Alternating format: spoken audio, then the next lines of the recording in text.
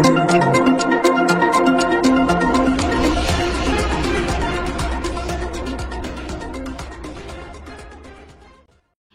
के कानून और लोक निर्माण मंत्री मलय घटक ने आज एक स्वयंसेवी संस्था के कार्यक्रम में हिस्सा लिया।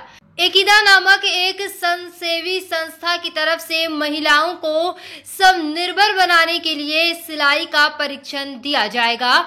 आज से इस कार्यक्रम की आधिकारिक शुरुआत हुई। मलय घटक ने इस कार्यक्रम में शिरकत करते हुए इस प्रयास की सराहना की और कहा कि और भी स्वयंसेवी संस्थाओं को इस तरह के कार्यक्रमों में शिरकत करना चाहिए ताकि ज्यादा से ज्यादा महिलाओं को स्वावलंबी बनाया जा सके।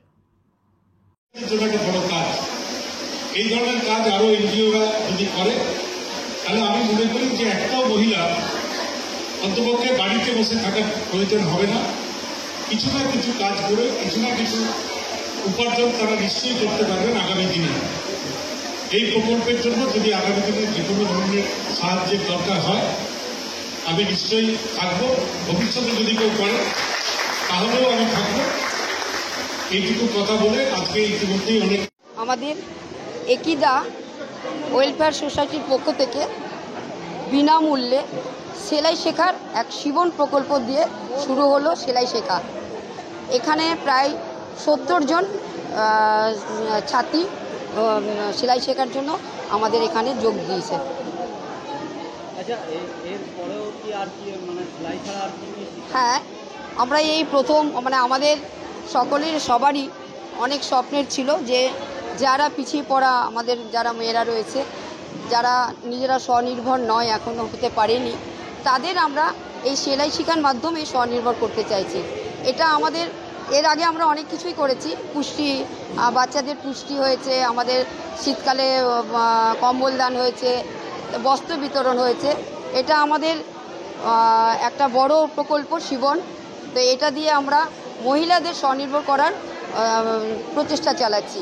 এরপরে আমাদের আরেকটা রয়েছে যে যারা নিজেরা ঘরে জিনিসপত্র বানায়, যেমন চুড়ি, হাতের কানের, এসব পুঁতির কাজ বা হস্তশিল্প যেগুলো করে, ঘরের কুটির শিল্পের মাধ্যমে যেগুলো তৈরি করে, তাদের একটা মেলা দেওয়ার আমাদের কথা চলছে। তো আমরা পরবর্তী আমাদের কাজ এই আমাদের একটা এই এসএসপির মাঠের মধ্যেই আমরা একটা 3 দিনের মেলা দিতে চাইছি। তারা কিছু মানুষ হয়তো ওইখান থেকেও কিছু রোজগার করতে পারে এই আশা রেখে আমরা এটা করেছি। ওই মেলার মধ্যে কি আপনাদের শুধু আসানসোলের রোডে না বাইরের কোথাও? হ্যাঁ, আসানসোলের মধ্যেই হবে, বাইরের কোথাও নয়। এই বার্নপুর আসানসোলের মধ্যেই হবে। এখন আমরা শুরু করেছি, এরপর পরবর্তীকালে আমরা যদি পারি তাহলে এই ভাবনাটা আমরা রেখেছি যে সবাইকে নিয়ে আমরা করতে পারি। আমার নাম সোনা গুপ্তা, আমি একিতা ওয়েলফেয়ার सोसाइटी चेयरपर्सन। रानीगंज के मारवाड़ी रिलीफ सोसाइटी अस्पताल में हर साल की तरह इस साल भी रविवार को गरीब विधवा महिलाओं के बीच राशन, पानी के बोतल और लेखन सामग्री प्रदान किया गया। आपको बता दें कि रानीगंज मारवाड़ी रिलीफ सोसाइटी अस्पताल की तरफ से हर साल इस तरह का कार्यक्रम किया जाता है। रविवार को आयोजित इस कार्यक्रम में पांडेश्वर के विधायक नरेंद्र नाथ चक्रवर्ती, रानीगंज के कुमार बाजार में स्थित स्वामी विवेकानंद आश्रम के स्वामी सुब्रतानंद जी महाराज, विशिष्ट समाज सेवी और पूर्व चेयरमैन गौतम घटक, रानीगंज के 2 नंबर वार्ड के पार्षद नेहा साव और श्यामा उपाध्याय, प्रदीप बजोरिया आदि उपस्थित थे। इस पूरे कार्यक्रम का संचालन रानीगंज के प्रख्यात समाज सेवी आरपी खेतान ने किया। इस मौके पर रानीगंज के विभिन्न इलाकों से आए जरूरतमंद विधवा महिलाओं को महीने भर का राशन, पानी की बोतल और लेखन सामग्री प्रदान किया गया है।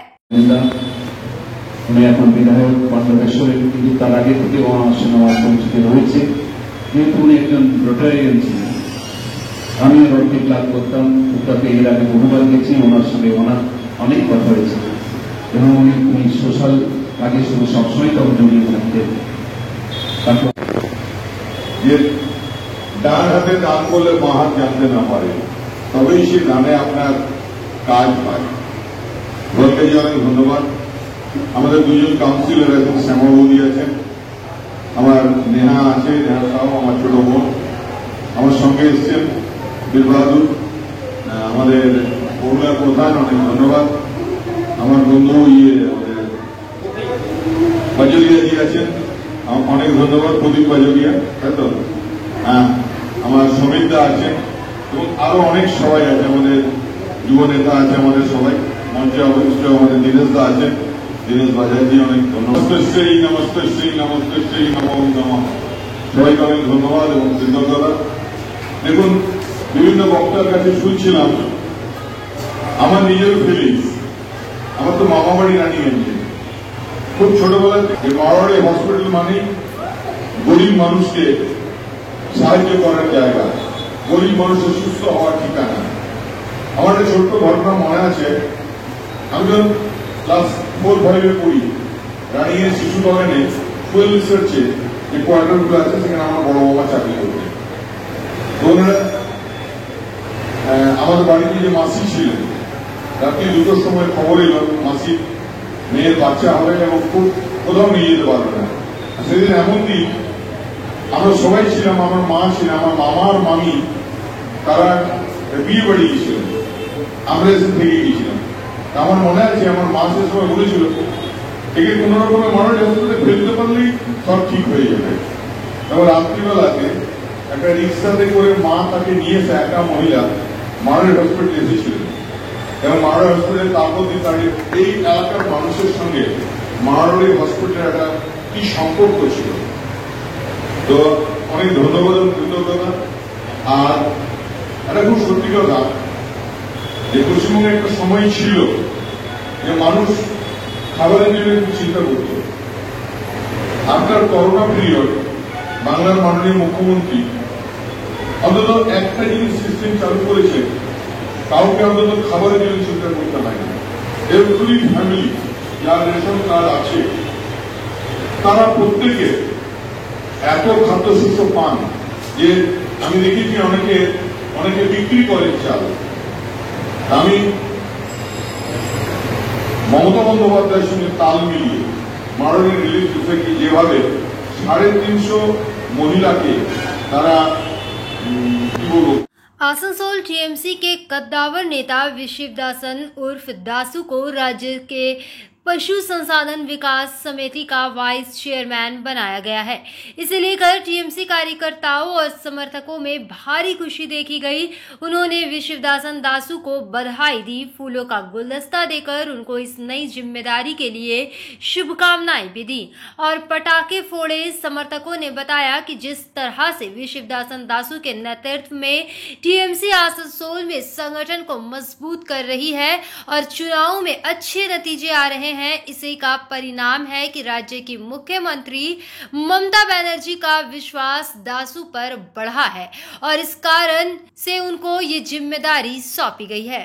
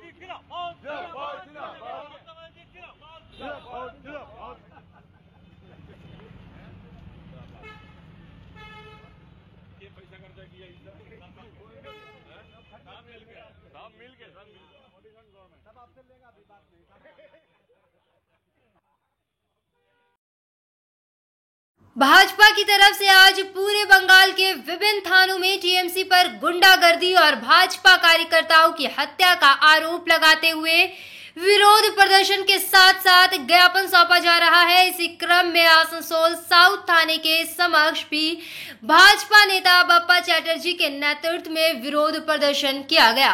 साथ ही साउथ थाने के आईसी को ज्ञापन सौंपा गया। इस संदर्भ में बप्पा चैटर्जी ने कहा कि जिस तरह से पिछले साल विधानसभा चुनाव के नतीजे आने के बाद टीएमसी द्वारा भाजपा कार्यकर्ताओं पर अत्याचार किया जा रहा है, उनकी हत्या की जा रही है, इससे बंगाल में लोकतांत्रिक माहौल बिगड़ रहा है।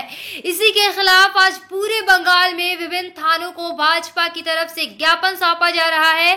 साउथ थाने के प्रभारी को भी ज्ञापन सौंपा गया और उनसे अनुरोध किया गया कि भाजपा कार्यकर्ता और समर्थकों की सुरक्षा सुनिश्चित करे। उन्होंने थाना प्रभारी से अपील की कि जिस तरह से पूरे बंगाल में लोकतांत्रिक माहौल बिगड़ रहा है, आसनसोल में वैसा ना होने दिया जाए और यहां भाजपा कार्यकर्ताओं और समर्थकों की सुरक्षा सुनिश्चित करें। उन्होंने जब गद्दी में बैठा था, उन्होंने एक बात कहा था कि पश्चिम बंगाल में एक अच्छा सुशासन देंगे, एक अच्छा राज्य देंगे। लेकिन दुर्भाग्य की बात है कि पश्चिम बंगाल में हमारे 200 ऐसे कार्यकर्ता को हत्या कर दिया गया। हमारे 450 ऐसे महिला हमारे बूथ कर्मी जो है उसके धर्षण किया गया। लेकिन बहुत दुर्भाग्य की बात है, जहां पश्चिम बंगाल की मुख्यमंत्री एक महिला हो और यहां पर महिला का सम्मान नहीं हो, ये राज्य किस जगह जा रहा है? ये राज्य गणतांत्रिक बोलकर कोई चीज नहीं है। यहाँ गणतंत्र का हत्या हो रहा है। यहाँ के कुछ पुलिसकर्मी हैं जो टीएमसी का दलाली कर रहा है, जिसके कारण आज पश्चिम बंगाल के जो पब्लिक है, जो यहाँ के लोग हैं, असहाय महसूस कर रहे हैं। ये बंगाल में जिस तरह से बंगाल के कार्यकर्ताओं को, भाजपा कार्यकर्ताओं को जिस तरह से एक के बाद एक मार के उसकी हत्या कर दी जा रही है और कहीं कहीं जगह पे उनके पुलिस के द्वारा, उनके नेताओं के द्वारा और उनके जो लुंगी बाहिनी कार्यकर्ता है उनके द्वारा जो पूरे बंगाल में एक संत्रास का माहौल, एक कश्मीर जैसा परिस्थिति तैयार करने का एक सुपरिकल्पित योजना चल रहा है बंगाल की तृणमूल कांग्रेस के नेतृत्व के द्वारा। इसी के प्रतिवाद में, इसी के विरोध में हम लोग आज आसनसोल साउथ थाना में आए हैं। यहाँ के माननीय आधिकारिक थे मिस्टर कुंडू, उनको हम लोगों ने ज्ञापन दिया और उनसे एक बात की प्रतिश्रुति ली कि लॉ एंड ऑर्डर का सिचुएशन वो संभाले, कोई भी कार्यकर्ता को बेवजह थाना में बुक ना करे, बेवजह परेशान ना करे और जिस तरह से पूरे बंगाल का माहौल बिगड़ रहा है उसी तरह से आसनसोल का माहौल ना बिगड़े, इसके लिए आप लोग इस विषय का संज्ञान लें। यही बात कहने के लिए हम लोग आज अपना डेपुटेशन सबमिट किए हैं। आने वाले दिन पे देखते हैं प्रशासन क्या काम करती है। रानीगंज थाना के नीमचा फाड़ी अंतर्गत रोटी बाटी 6 नंबर डाड़ीपाड़ा इलाके में शनिवार की रात विषाक्त भोजन खाने से एक ही परिवार के 3 सदस्य बीमार पड़ गए। सभी को चिकित्सा के लिए रानीगंज के एक निजी अस्पताल में भर्ती कराया गया, जहां एक की हालत गंभीर बताई जा रही है। प्राप्त जानकारी के अनुसार रोटी बाटी 6 नंबर डाड़ीपाड़ा के रहने वाले पेशे से वकील सुरजीत बैनर्जी उर्फ बच्चू दा, उनकी पत्नी दीपानिता बैनर्जी एवं उनके छोटे भाई विश्वजीत बैनर्जी विषाक्त रात का भोजन खाने से बीमार पड़ गए हैं। बच्चू बैनर्जी की भाभी रिंकू बैनर्जी ने बताया कि शनिवार की रात को दाल भात सब्जी बनाया गया था। वहीं खाने के बाद अचानक से तीनों को उल्टी और लैट्रिन आने लगी। स्थानीय डॉक्टर को बुलाया गया एवं जब स्थिति खराब होने लगी तब तीनों को रानीगंज के एक निजी अस्पताल में भर्ती करा दिया गया है। इसमें विश्वजीत बैनर्जी की हालत नाजुक बताई जा रही है। उन्होंने कहा कि खाने में किस तरह से विषैला पदार्थ आ गया ये उनके समझ से परे है। वहीं रविवार की सुबह घटना की सूचना मिलते ही जिला परिषद की सभाधिपति सुभद्रा बौरी एवं रानीगंज पंचायत समिति के सभापति विनोद नोनिया ने पीड़ित परिवार के घर जाकर परिजनों से मुलाकात किया एवं हर संभव सहायता करने का आश्वासन दिया है। विनोद नोनिया ने कहा कि इलाके में एक परिवार के 3 सदस्य खाना खाने के बाद बीमार पड़ गए। चिकित्सा के लिए सभी को अस्पताल भेज दिया गया है। सभी के जल्द सकुशल घर लौटने की कामना की जा रही है। সেটা তো বলতে পারবো না, বোঝা যাচ্ছে যে 3 জনের যখন হয়েছে খাবার খেয়ে নিশ্চয়ই খাবারের থেকেই কিছু হয়েছে। কখন খাওয়া খেয়ে? রাত্রে বেলায় খেয়েছিল, রাত্রে বেলাতে 10:30 এরকম সময় ভাত ডাল খেয়েছে, খেয়ে তারপর ওরা শুয়েছে, তখনও কিচ্ছু হয়নি। সকালবেলায় কোর্ট গেছে বাচ্চুদা, কোর্টে যে কেস করার পরে নেমে এসেছে যখন 9টা এরকম সময়তে তখন ওর পেটে ব্যথা শুরু হয়। পেটে ব্যথা হতে হতে ওকে সঙ্গে সঙ্গে ওরা ডাক্তারের কাছে নিয়ে গেছে, ওষুধ টষুধ দিয়েছে, গাড়িতে করে পৌঁছে দিয়ে গেছে। আর ওর বাইকটা অন্য একজন নিয়ে এসেছে, ওর জুনিয়র যে ছিল, এনে আস্তে আস্তে বাড়িতেও অনেকবার বমি পায়খানা, ওর স্ত্রীও প্রায় 15 বার পায়খানা গেছে। আপনার পরিবারে কতজন? আমাদের পরিবারে অসুস্থ 3 জন। নামটা বলে দিন। সুরজিৎ ব্যানার্জি, বাচ্চুদা আর ওর স্ত্রী দীপানিতা ব্যানার্জি আর আমার ওর ছোট ভাই বিশ্বজিৎ ব্যানার্জি। আপনারা কি সে বাড়িতে ছিলেন না? আপনারা তো সুস্থ রয়েছেন। আমি তো ছিলাম না, আমি বাপের বাড়ি গেছিলাম, আমি আর আমার হাজবেন্ড। আপনারা এসে শুনছেন যে বাকি এসে রাত্রেবেলাতে ফোন করে যে এরকম ব্যাপার, আমরা সঙ্গে সঙ্গে গাড়ি নিয়ে আসি হসপিটালে। কোথায় নিয়ে যাওয়া হয়েছে ওনাদের? 2 জনকে রয়্যাল কেয়ারে ভর্তি করা হয়েছে আর 1 জনকে আনন্দলোকে। আপনার নাম? আমার নাম রিঙ্কু ব্যানার্জি। দাদা এসে কি শুনলেন এবং কি দেখলেন? না, এসে দেখলাম কি একটা পরিবারকে 3টা লোকগুলো কালকে রাত্রে অসুস্থ হয়ে গেছে, মনে হয়েছে ফুড পয়জন হয়েছে। আমাদের মতলব আইনজীবী আছেন সুজিত ব্যানার্জি, তারপরে একটি কর্মী আমাদের ছিল, সেই জন্য আমরা সকালে এলাম কি দেখি কি হয়েছে ভাই। তো আমরা খবর পেলাম কি না এখানে ফুড পয়জন হয়েছে, এটা বাইরে থেকে দই নিয়ে এসেছে, খেয়েছিল। তারপরে ওনার মা ঠিক আছে, ওনার বৌদি ঠিক আছে। আর আমরা কামনা করছি কি ওনার পরিবারটা, বচুদা আছে, বৌদি আছে, ওর ছোট ভাই তাড়াতাড়ি সুস্থ হয়ে এখানে বাড়িতে ফিরে, আর এখানে কোনো অসুবিধা নেই। बाराबनी ब्लॉक भाजपा ने आज बाराबनी थाने में कई मांगों को लेकर बाराबनी थाने के प्रभारी अधिकारी को ज्ञापन दिया। इस ज्ञापन के जरिए बंगाल को हिंसा मुक्त करने की अपील की गई। इस मौके पर अरिजीत राय, साधन राउत, दिलीप दे सहित तमाम भाजपा कार्यकर्ता उपस्थित थे। কর্মীদেরকে আক্রমণ করছে, তাই যে মাথায় রাখবেন ইতিহাস কাউকে ক্ষমা করে না। আজকে আপনি শাসক, আপনার কর্ম, আপনার কার্যক্রম আগামী দিনে মানুষ দেখছে। অবশ্যই এই অত্যাচারের বিরুদ্ধে মানুষ গর্জে উঠবে, সারা বাংলা ব্যাপী জনজাগরণ হবে। এই 2-4টে কথা বলে সমস্ত এই এলাকার, এই দোমানি বাজারের সমস্ত সচেতন মানুষকে গৈরিক অভিনন্দন জানিয়ে ভারতীয় জনতা পার্টির পক্ষ থেকে আমরা সবাইকে শ্রদ্ধা জানাই। যারা বয়োজ্যেষ্ঠ আছেন তাদেরকে শ্রদ্ধা জানাই, যারা সমবয়সী আছেন সবাইকে আন্তরিক ভালোবাসা জানাই। সারা পশ্চিমবঙ্গের বর্তমান কি পরিস্থিতি এবং আমাদের বিধানসভা নির্বাচন 1 বছর পূর্ণ হয়েছে, তো তার বর্ষপূর্তিতে 2রা মে 2021 সালের পর থেকে যা পরিস্থিতি ছিল আজকের ডেটে দাঁড়িয়ে সেই পরিস্থিতি একই আছে, তার কোনো পরিবর্তন হয়নি। আপনারা 2 দিন আগেও দেখেছেন আমাদের রাজ্যে ভারতবর্ষের স্বরাষ্ট্রমন্ত্রী অমিত শাহজি সফর চলাকালীন আমাদের যুব মোর্চার তরতাজা প্রাণ অর্জুন তাকেও শেষ করে দেওয়া হয়েছে। তো এই যে নারকীয় হত্যালীলা এবং সেটা যেটা কন্টিনিউয়াস প্রসেস, এটা বন্ধ না হয় এবং পশ্চিমবঙ্গের গণতন্ত্র যাতে পুনঃপ্রতিষ্ঠিত হয় তার বিরুদ্ধে ভারতীয় জনতা পার্টি লড়ছে এবং তারই প্রেক্ষিতে আজকে সারা রাজ্যব্যাপী গণডেপুটেশন দেওয়া হচ্ছে। আমরাও ভারতীয় জনতা পার্টি বারাবণীর পক্ষ থেকে বারাবণী থানাতে এই গণতন্ত্র প্রতিষ্ঠা এবং এই বিরোধী নিধন এবং বিরোধীদের ওপর অত্যাচার তার বিরুদ্ধে আজকে আমরা বারাবণী থানা আধিকারিককে একটা মেমোরেন্ডাম দিলাম।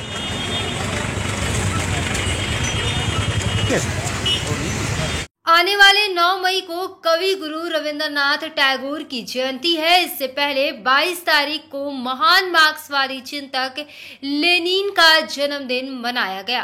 इन दो महान शख्सियतों के जन्मदिन पर माकपा की तरफ से अपने कार्यकर्ताओं के लिए कुछ कार्यक्रम आयोजित किए गए हैं।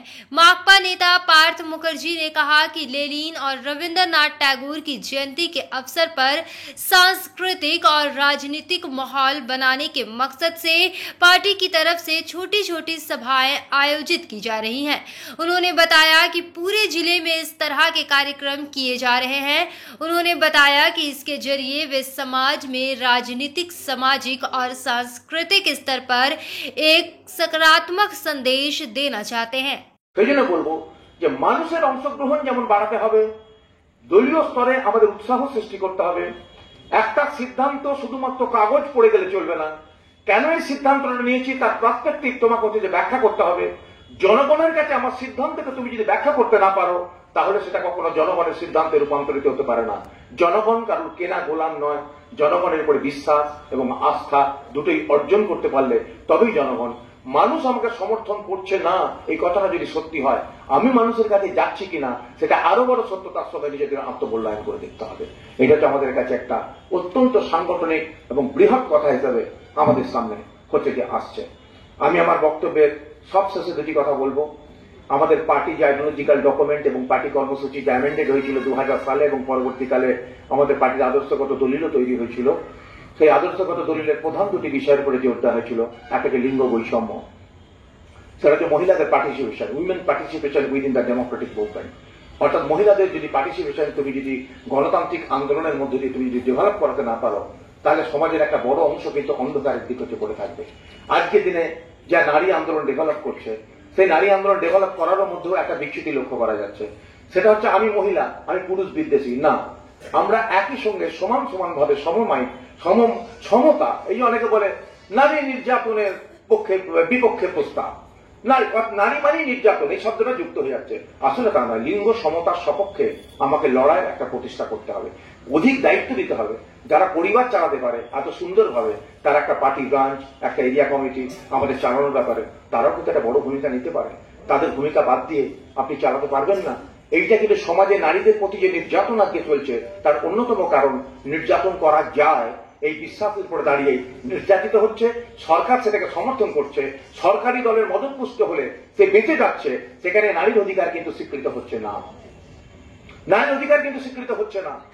এইখানটাই ভাবছে লিঙ্গ বৈষম্যের এই জায়গাটিতে একদল কাজ করছে এবং অ্যাপ্লিকেশন হচ্ছে কি, যে আমরা এমন মেয়ে চাই কাজের জন্য যার বয়স হবে 21 থেকে 30 বছরের নিচে। কারণ কাজ করতে করতে সে যদি বিয়ে করে তাহলে আগামী দিনে তাকে হচ্ছে ম্যাটারনিটি লিভ তাকে দিতে হবে। ফলে এই জায়গাতে দাঁড়িয়েই তারা এমন ভাবে এগোচ্ছে, একটা ছেলের সঙ্গে একটা মেয়ের একটা পার্থক্য তৈরি করে দেওয়া হচ্ছে প্রশাসনিক স্তরে। কিন্তু দলীয় স্তরে আমাদের মাথাটা উঁচু করে ভাবা দরকার। আমরা কি এটা বিশ্বাস করছি? আমাদের কর্মসূচি যেটা বলছে আমরা বিশ্বাস করছি?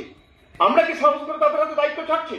পরিবারের দায়িত্বটা সাহস করে ছেড়ে আসছেন, দলীয় স্তরের দায়িত্বটা ছাড়তে পারছেন না। কেন পারছে না? কারণ the hegemonistic attitude of the male domination, অর্থাৎ পুরুষবাদের আধিক্যের জন্য মহিলাদের উপরে যে কাজ চলছে, এর কারণে আমরা করতে পারছি না। পার্টি আমাদের কর্মসূচি বলছে you should develop yourself, mentally তুমি নিজেকে তৈরি করার চেষ্টা করো, মানসিকভাবে নিজেকে তৈরি করার চেষ্টা করো। লিবারেল বলবো না, যোগ্যতার মানুষকে যোগ্যতার জায়গা দাও, এখানে নারী পুরুষের বিভাজন করো না। তাই তো যুব ফেডারেশন আজকে লিঙ্গ বৈষম্যের বিরুদ্ধে যুদ্ধ ঘোষণা করে আজকে তারা মিক্স ফুটবল আজকে তারা খেলছে। আগেও মিক্স ডাবলস ছিল, লন টেনিসের মিক্স ডাবলস নেই, আজকে ব্যাডমিন্টনের মিক্স ডাবলস নেই। আস্তে আস্তে কিন্তু ব্যারিয়ারটা ভেঙে যাচ্ছে এবং যুব ফ্রন্ট, যুব আমাদের যারা সংগঠন করে তারা কিন্তু একটা ভাবনা নিয়ে তারা এগিয়ে যাবার চেষ্টা করছে, নতুন কথা বলছে। আমাদের পরিবারের সঙ্গে যারা যুক্ত আছে, তারা রাজনৈতিকভাবে যুক্ত না থাকলেও আমাদের যে সাংস্কৃতিক পরিমণ্ডল তাদের মধ্যে আজকে টেনে নিয়ে চলে আসতে হবে। সে যেন বুঝতে পারে আমার বাবা আমার মা যেখানে থাকে জায়গাটা ভালো, এখানে দাঁড়িয়ে একটা পরিমণ্ডল তৈরি হয়। এরা গান গায়, এরা কবিতা বলে, এদের জীবনে একটা অভিজ্ঞতা আছে। সেই অভিজ্ঞতার জায়গা থেকে নতুন করে বোঝার চেষ্টা করবে একটা দলকে। দূর থেকে দাঁড়িয়ে এই দলটা দেখলে হবে না, ভিতরে ঢুকে দেখতে হবে। তুমি পুকুরের পাড় থেকে দাঁড়িয়ে, তুমি সমুদ্রের ধারে দাঁড়িয়ে ঢেউ বুঝতে পারবে না। তোমাকে সমুদ্রে নেমে তোমাকে পাল্টে দিতে পারে, কিন্তু সেখানে দাঁড়িয়ে তোমার বিপক্ষে দাঁড়িয়ে তোমাকে সাঁতার কাজ হচ্ছে সিদ্ধ করবে। সব শেষে একটা কথা বলবো, যে কথাটা আগামী 5ই জুন বিশ্ব পরিবেশ দিবস। বিশ্ব পরিবেশ দিবস এই কারণে 205তম জন্মদিন আমরা ঠিক করেছি। 22 তারিখ লেনিনের জন্মদিন ছিল এবং কবিগুরুর আগামী 9 তারিখ কবিগুরুর হচ্ছে যে জন্মদিন আছে। এই সময়টাতে আমরা আদর্শ প্রচার এবং কমরেডদের মধ্যে আত্মবিশ্বাস এবং হচ্ছে সাংস্কৃতিক একটা পরিমণ্ডল তৈরি করার প্রচেষ্টা আমরা সর্বত্র চালাচ্ছি। তাই ছোট ছোট করে আমরা এই কাজ করছি। আজকে যেমন আসানসোলে আরও 2টো আছে, আরও 3টে আসানসোলে হবে। গোটা জেলা জুড়েই আমরা এই কাজটা করছি। এটা চাই সাংস্কৃতিক পরিমণ্ডল, রাজনৈতিক আদর্শ এবং একটা সামাজিক স্বার্থ, এটা নিয়ে আমরা এগোতে চাচ্ছি।